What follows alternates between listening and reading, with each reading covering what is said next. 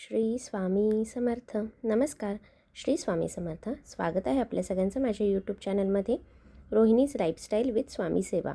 आपल्या या चॅनलवर स्वामी सेवेशी रिलेटेड व्हिडिओ, त्याचसोबत मी माझी काही लाईफस्टाईल आणि काही फॅशन रिलेटेड व्हिडिओज देखील दाखवणार आहे इथून पुढे. त्यामुळे आपल्या चॅनलला नक्कीच लवकर सबस्क्राईब करून घ्या आणि हा व्हिडिओ आवडल्यास व्हिडिओला लाईक करा, शेअर करा आणि आपल्या चॅनलला नक्कीच सबस्क्राईब करा. तर आजच्या या व्हिडिओमध्ये आपण पाहणार आहोत होळीसाठी महत्त्वपूर्ण माहिती. म्हणजेच होळी कशी साजरी करायची, होळीच्या दिवशी जी पौर्णिमा असते त्या दिवशी काय करायचं, होळीच्या दिवशी करावयाचे उपाय, या सगळ्याविषयी आजच्या या व्हिडिओमध्ये आपण माहिती पाहणार आहोत. तर सगळ्यात पहिले, होळीच्या दिवशी घरातील प्रत्येक व्यक्तीने होळी पेटवल्यावर त्यामध्ये गाईचे तूप, त्यासोबत 11 लवंगा, 7 बत्ताशे, जे बाजारामध्ये आपण दिवाळीच्या वेळेस वापरतो ते बत्ताशे, गोड बत्ताशे, 7 बत्तासे, 5 विड्याची पानं आणि त्याचसोबत नारळ, पुरणाची पोळी, वरण भात, नैवेद्य असे सर्व घेऊन होळीची पूजा करावी. होळीच्या दिवशी आपल्याला अशा पद्धतीने पूजा करायची आहे. त्यानंतर होळीला 11 प्रदक्षिणा माराव्यात. नंतर जे खोबरं आहे ते, त्यासोबत तूप होळीमध्ये वाहावं, नैवेद्य दाखवावा, प्रार्थना करावी. यामुळे आपल्याला सुख समृद्धी वाढते आणि आपले कष्ट दूर होतात. होळीच्या दिवशी काळ्या कपड्यामध्ये आपण मूठभर काळे तीळ घेऊन ते आपल्या खिशामध्ये ठेवावेत. लेडीजने आपल्या पर्समध्ये ठेवावेत आणि होळीच्या रात्री ते होळीमध्ये टाकून द्यावेत. म्हणजे याने आपला जो काही त्रास असेल तो निघून जातो. या दिवशी कोणाला सुट्टी असते तर कोणाला नसते. त्यासोबत 7 गोमती चक्र घेऊन प्रार्थना करा की शत्रू माझ्या जीवनात कोणतीही बाधा टाकू नये. म्हणजे आपले जे कोणी शत्रू असतील त्यांनी आपल्या जीवनामध्ये कोणतीही बाधा टाकू नये, यासाठी आपल्याला 7 गोमती चक्र घेऊन प्रार्थना करायची आहे. आणि माझ्या मनातील सर्व कामे व्यवस्थित पूर्ण होऊ दे अशी होलिका मातेला प्रार्थना करून ते होळीत टाकायचे आहेत. होळीच्या दुसऱ्या दिवशी जी आपण होळीची जी राख असते ती आणून त्यामध्ये थोडेसे मीठ, खडे मीठ, त्याचसोबत थोडीशी पिवळी मोहरी मिक्स करून घरात व जवळपास ठेवायची, घराजवळ ठेवायची. त्यामुळे भूतप्रेत, नजरदोष, कर्णीदोष आपल्याला होत नाहीत. त्याचसोबत होळीच्या दिवसापासून 40 दिवसापर्यंत बजरंग बाणाचे रोज 3 पाठ करावेत. याने आपल्या मनोकामना पूर्ण होतात. हा प्रयोग नक्की करून पहा. त्यानंतर आपल्याला होळीच्या दिवशी संध्याकाळी शंकराला 21 गोमती चक्र वाहायचे आहेत.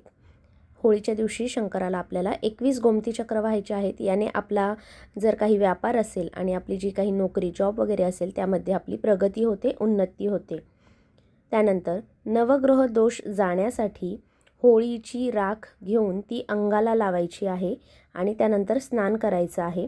यामुळे आपला नवग्रह दोष निवारण होतो. त्यासोबत जर आपल्याला राहूचा दोष असेल तर एक नारळाचा गोटा घ्यायचा आहे. म्हणजे जो नारळ असतो त्यातला गोटा घ्यायचा त्याचा, आणि त्यासोबत त्याच्यात गोड तेल टाकायचं आहे भरून, आणि त्यामध्ये थोडासा गुळाचा खडा टाकायचा आहे. आणि तो जो नारळ आहे तो आपल्यावरून 7 वेळेस उतरवून घ्यायचा आहे आणि तो नंतर होळीमध्ये नेऊन टाकायचा आहे होळी पेटल्यानंतर. त्यामुळे वर्षभराचा जो राहूचा त्रास आहे, दोष आहे, ते निघून जातात व सर्व अडकलेली कामे पूर्ण होतात. अशी होळीच्या दिवशी करायचे एक ना अनेक भरपूर उपाय असतात. होळी वर्षातून एकदाच येते, त्यामुळे यातला आपल्याला जे काही शक्य होतील ते उपाय आपण नक्की करा. जर नेहमीच धनहानी होत असेल, पैसा टिकत नसेल, तर होळीच्या दिवशी सकाळी मुख्य दरवाजावर गुलाल टाका व द्विमुखी दिवा लावा. म्हणजे 2 मुखाचा दिवा लावायचा. त्या दिव्यात 11 काळे उडीद टाकायचे आहेत आणि यावेळी प्रार्थना करायची. जेव्हा दिवा विझेल तेव्हा संध्याकाळी तो दिवा होळीच्या अग्नीत टाकायचा आहे. हे आपल्याला सकाळी करायचं आहे आणि संध्याकाळी तो दिवा आपल्याला होळीमध्ये टाकायचा आहे. ह्यासाठी सगळ्यात महत्त्वाचं म्हणजे आपली श्रद्धा आहे. या सगळ्या गोष्टी आपण श्रद्धेने कराव्यात आणि यातून काही म्हणजे पॉझिटिव्ह होईल या हिशोबानेच कराव्यात. ज्यांना यावर विश्वास नसेल त्यांनी या सगळ्या गोष्टी नाही केल्या तरी चालतील. दुर्घटना किंवा अचानक होणारे अपघात वगैरे टाळायचे असतील, संकट फार येत असतील, तर त्यासाठी होळीच्या दिवशी 5 लाल गुंजा ज्या आपल्याला जे काही आपले पूजेचे साहित्य चे दुकानं असतात त्यामध्ये या सगळ्या गोष्टी आपल्याला भेटून जातील. आपल्याला 5 लाल गुंजा घ्यायच्या आहेत, त्यासोबत 5 काळ्या गुंजा घ्यायच्या आहेत व एक नारळ घ्यायचा आहे आणि होळीला 11 प्रदक्षिणा मारायच्या आणि त्यानंतर या सर्व गुंजा आणि नारळ होळीला पाठ दाखवून डोक्यावरून होळीत टाकायच्या आहेत. म्हणजे होळीकडे तोंड करून नाही तर होळीला पाठ दाखवून डोक्याच्या वरतून असं मागं टाकायचं आहे आणि ते होळीमध्ये टाकायचं आहे. ज्यांचे कोणाची विवाह जमत नसतील त्यांनी विवाह लवकर होण्यासाठी होळीच्या दिवशी 2 विड्याचे पानं घ्यायचे आहेत, एक अख्खी सुपारी घ्यायची आहे, एक हळकुंड घ्यायचं आहे आणि शिवमंदिरामध्ये जाऊन शिवलिंगावर अर्पण करायचं आहे. 2 विड्याची पानं, एक अखंड सुपारी, सुपारीला होल वगैरे काही नसावं आणि हळकुंड. हे हळकुंड घेताना शक्यतो लेकूरवाळं म्हणजे डबल याचं हळकुंड घ्यायचं आहे. घेऊन शिवमंदिरात जाऊन ते शिवलिंगावर अर्पण करायचं आहे आणि प्रार्थना करायची आहे आणि नंतर होळीचे दर्शन घ्यायचे आहे. ही क्रिया म्हणजेच हा उपाय आपण दुसऱ्या दिवशी धुलीवंदनालाही करायचा आहे.